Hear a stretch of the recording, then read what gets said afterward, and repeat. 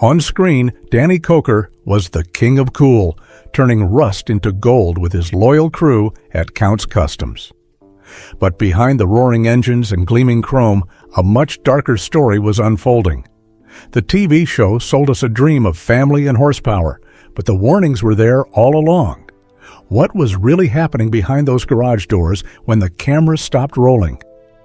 The truth is more shocking than you can imagine. The $75,000 theft. In March 2016, a bombshell dropped. Count's Customs filed a lawsuit against one of its own employees, a man named Joseph Frontiera. Frontiera wasn't one of the famous faces you saw on TV. He worked behind the scenes in a position of great trust, handling the company's money. The lawsuit claimed he used that trust to steal more than $75,000 from the shop. The details were stunning.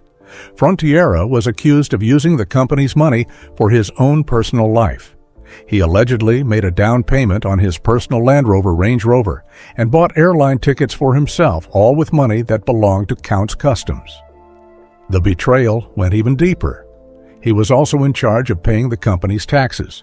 He failed to do it on time, which resulted in an $18,000 penalty from the IRS. How did he get away with it for so long? The lawsuit revealed a calculated plan. Frontiera had signature stamps made of Danny Koker and his best friend Kevin Mack. He used these fake stamps to sign checks and approve payments without anyone knowing. This wasn't a simple mistake or a moment of weakness. It was a deliberate scheme to fool the people who trusted him. When the shop finally discovered what was happening, they also did a background check on Frontiera. They found out he had a criminal history of embezzlement with a past employer in Florida, something the hiring firm, Randstad Professionals, had not told them. The shop sued both Frontiera and Randstad. A warrant was even issued for Frontiera's arrest for felony theft. But by then, he had already moved to Florida, making it difficult for the law to catch up with him. This incident was a massive blow. It showed that while the cameras were focused on building cool cars, someone was busy tearing down the business from the inside. But the problems weren't just internal. Soon, the chaos inside Count's Customs began to affect its customers, leading to another major legal battle. The broken Mustang dream. For one couple, the dream of owning a classic car restored by the famous shop turned into a complete nightmare.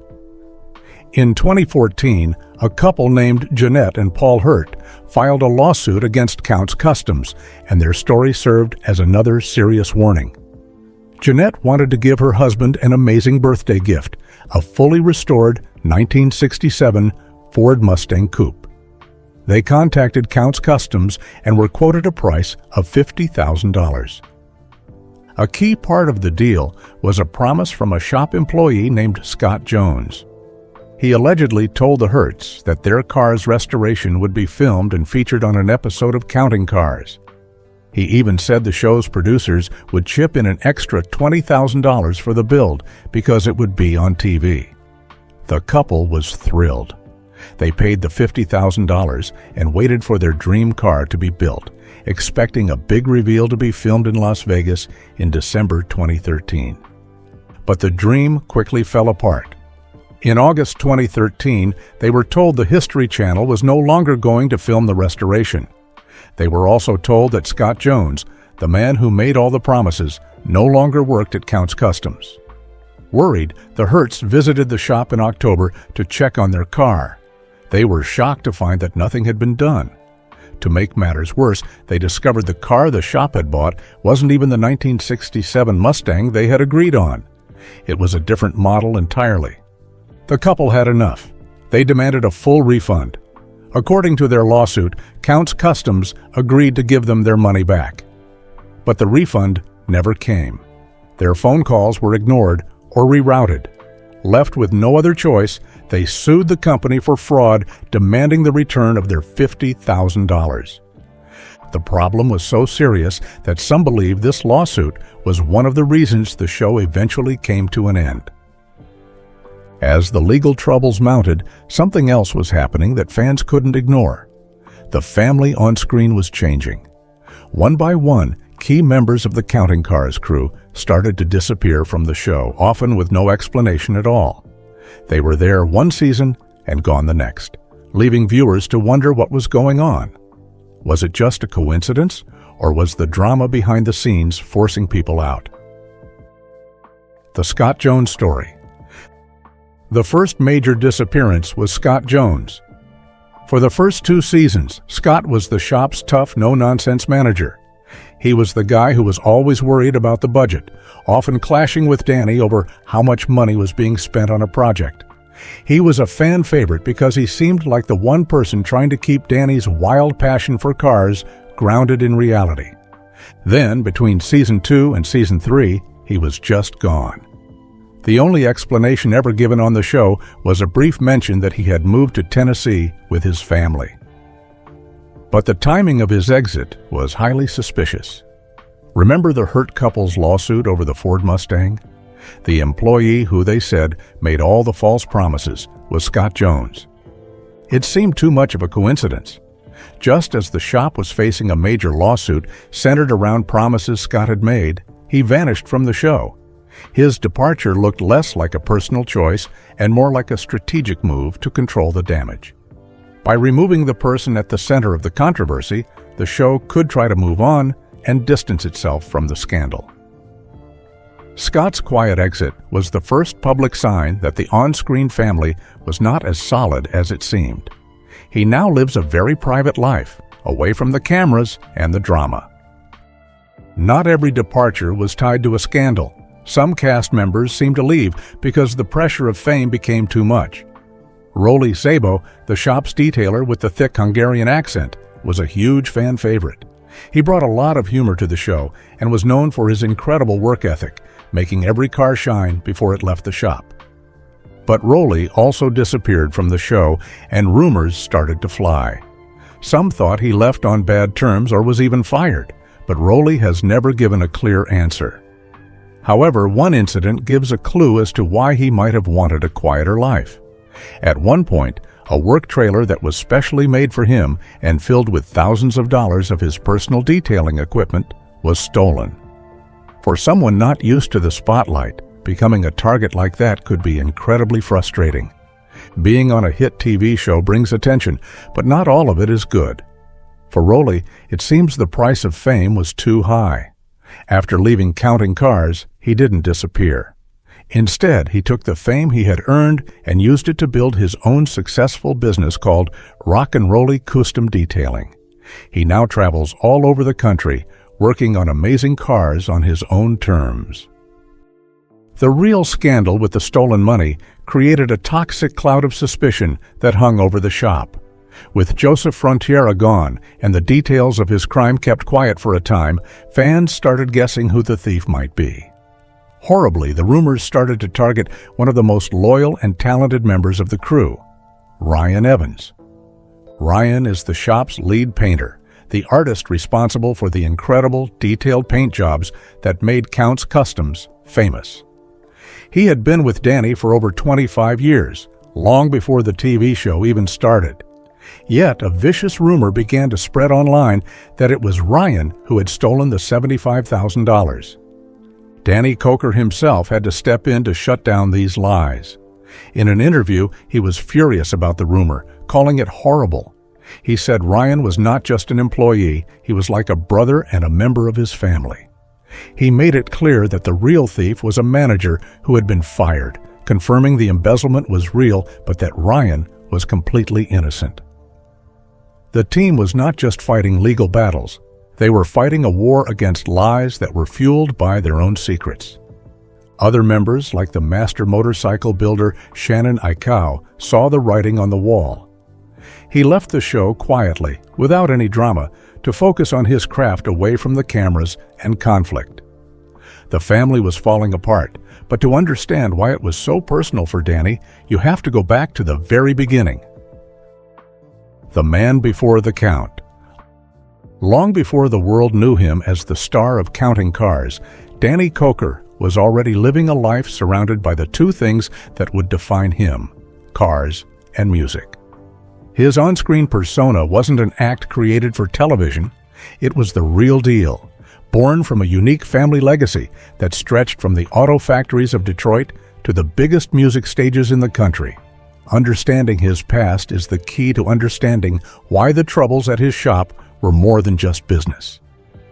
Daniel Nicholas Koker II was born in 1964 and grew up in Cleveland, Ohio, and Detroit, Michigan. He was raised in the heart of the American auto industry. Cars were in his blood. Many of his family members, including his father, worked for the Ford Motor Company. This gave young Danny a front-row seat to the golden age of American muscle. His father, Danny Koker Sr., was a remarkable man. He was a musician, a singer, and a composer who played with legends like Johnny Cash and Mahalia Jackson. He was also a Green Beret with the Special Forces and an executive at Ford. This powerful mix of influences shaped Danny's entire life. When he was just 9 years old, his father bought a 1966 Shelby Mustang GT 350.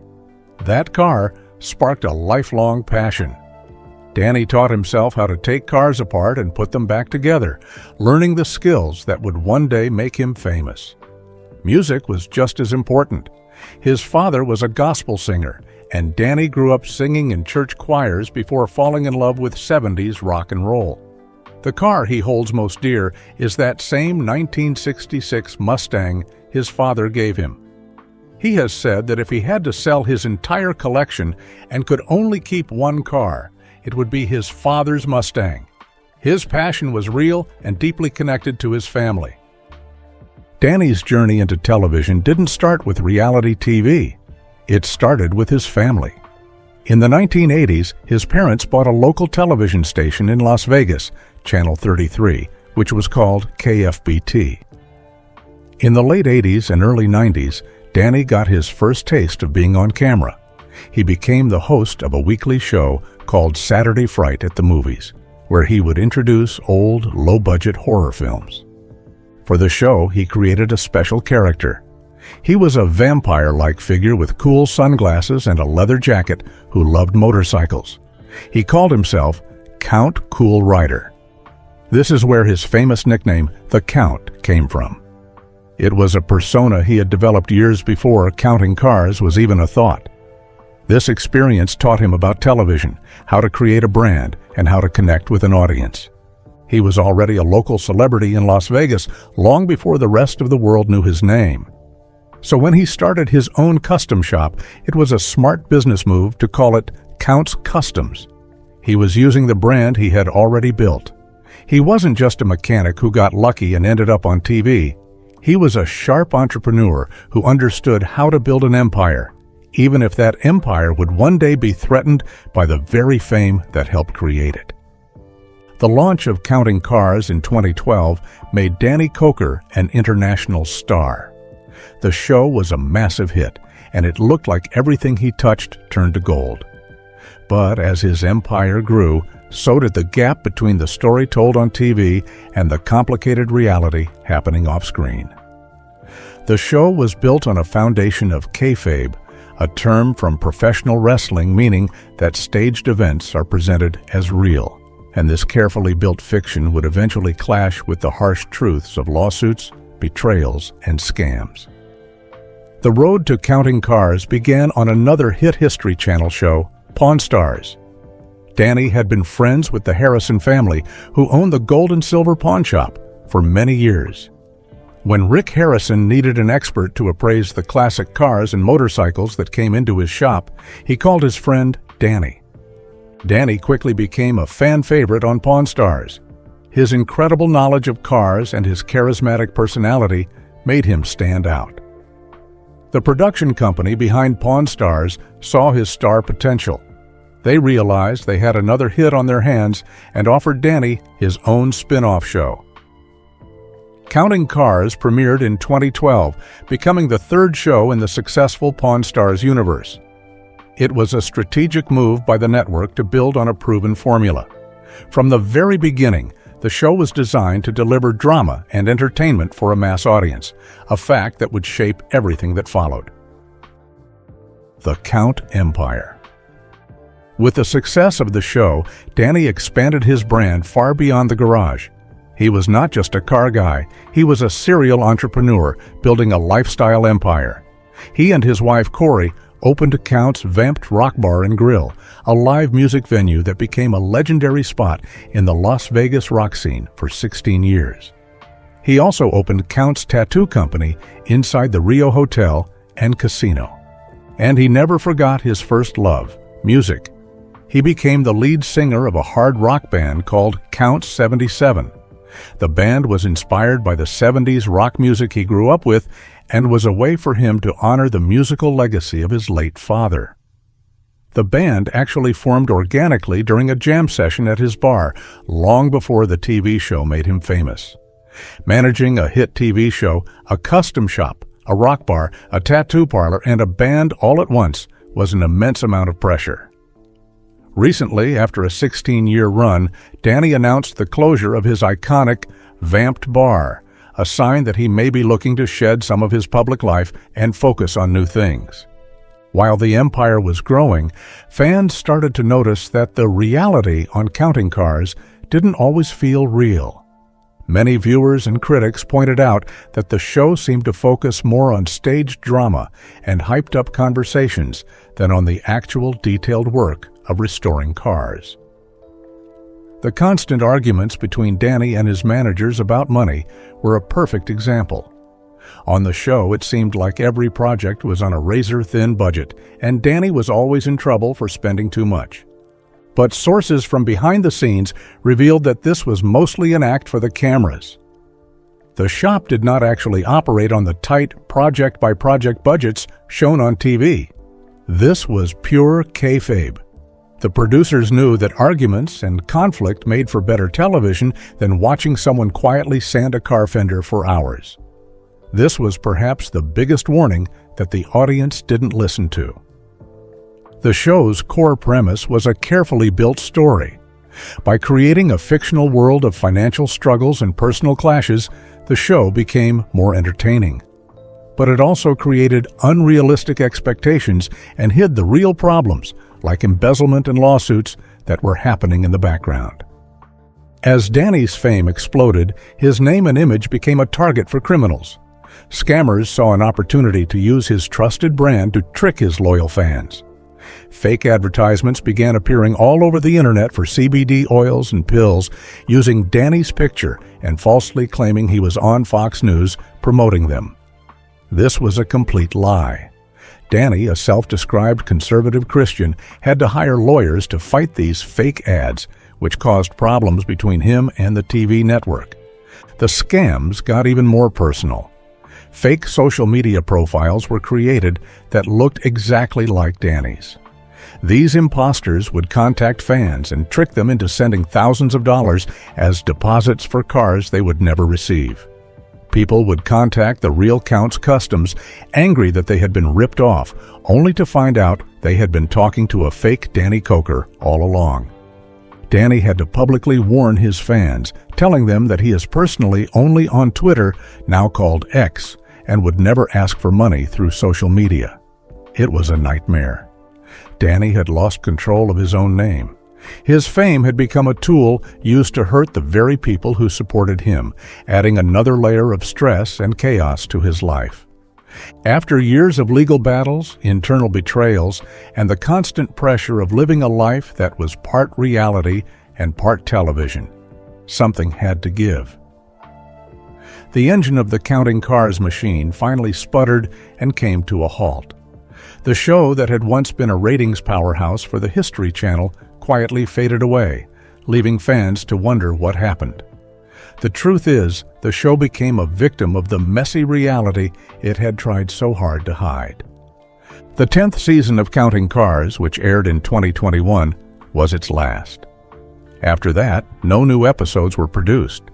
The History Channel never officially announced that the show was canceled, but as the years went by with no news of a new season, it became clear that the ride was over. There was no single reason for the show's end. It was the result of all the problems that had been building up for years.